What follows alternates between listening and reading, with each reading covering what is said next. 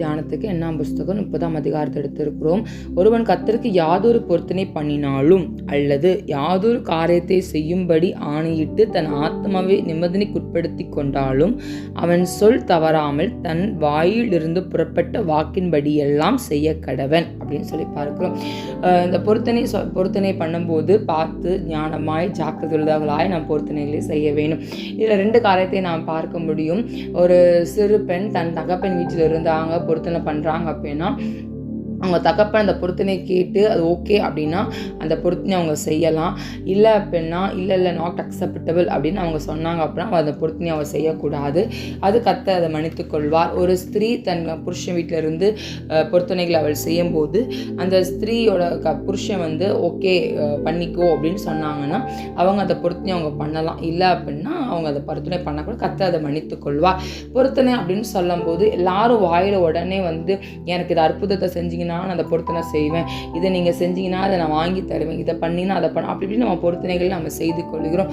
வேதாமத்தில் நான் 2 பேர்த்தை எடுத்துக்கொள்கிறேன். நியாயாதிபதிகள் புஸ்தகத்தில் 11ஆம் அதிகாரத்தில் 31ஆம் வசனத்தை பார்த்தோம். 30-31 நீங்கள் பார்த்தீங்க அப்படின்னா நீங்கள் எனக்கு அம்மோன் புத்திரரை என் கையில் நீங்கள் ஒப்பு கொடுத்தீங்கன்னா எப்தா பொருத்தனை சொல்கிறார்.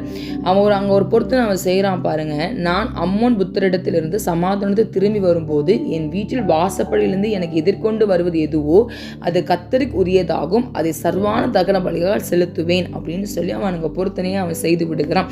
ஆனால் அங்கே நடுவில் அவன் போகும்போது நடுவில் அங்கே ஸ்ட்ரெயிட்டாக வந்தது யார் அப்படின்னா தன் மகள் தான் வருவதை அவன் பார்க்கிறான். எப்படி ஒரு இருதயம் எப்படி இருந்திருக்கும் அந்த இடத்துல. அவளோட இருதயம், அந்த எப்தாவோட இருதயத்தை அப்படியே ஒரு மக தான் வச்சிருக்கான். இப்படி அவன் இருதயம் கஷ்டப்பட்டிருக்குள்ள. ஆனால் கர்த்தருக்கு வாக்கு கொடுத்துட்டோமே அவன் அந்த பொருத்தனையை அவன் செய்வதை நாம் பார்க்கிறோம். 2வது அண்ணால் தன் பொருத்தனையை அவன் நிறைவேற்றா. எனக்கு ஒரு ஆண் பிள்ளை கொடுத்தீங்கன்னா நான் ஆணைத்து கொடுப்பேன்னு சொல்றா. அதே போல் ஆண் பிள்ளை பிறக்குது. அதே போல் அவள் கொடுக்கறதை பார்க்கிறோம். கொடுத்தோன்னே ஒரு ஆசீர்வாதத்தை நாம் பார்க்கிறோம். அங்கே மீண்டுமாய் அவள் கடாட்சிக்கப்பட்டு 5 பிள்ளைகளை அவள் பெற்றெடுப்பதை நாம் பார்க்கிறோம். இன்னைக்கு நம்ம பார்ப்போம் 2க்கு வித்தியாசங்கள் ஒரே மாதிரி தான். அவங்க சொன்ன பொறுத்து அவங்க செய்து முடிச்சாங்க.